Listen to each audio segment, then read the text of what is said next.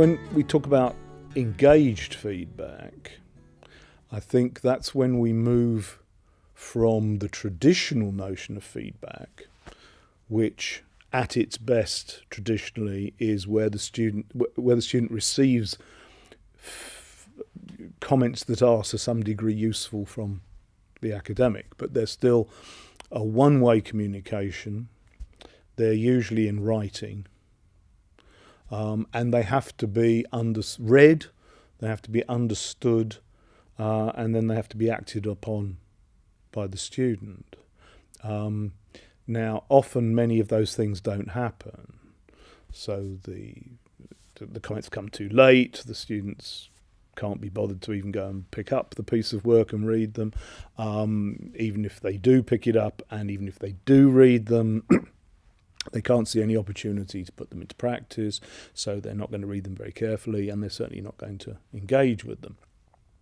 So engagement is about moving beyond that fairly ineffective one-way communication. And engagement is about getting the students to truly interact with the issue of feedback, the quality of their work.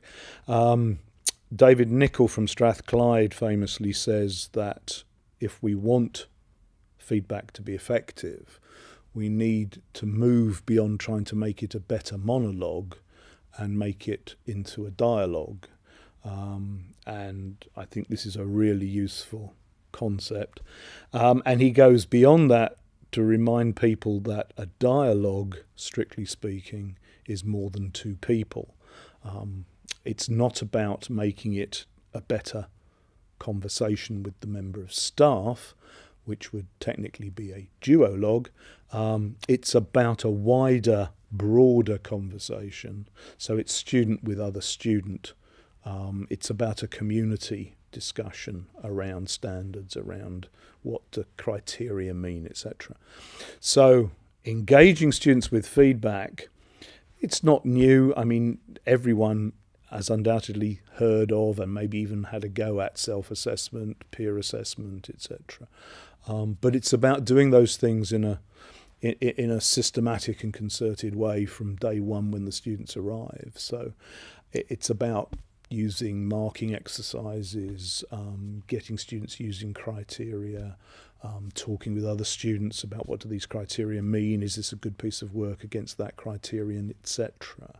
That's what engagement with feedback looks like.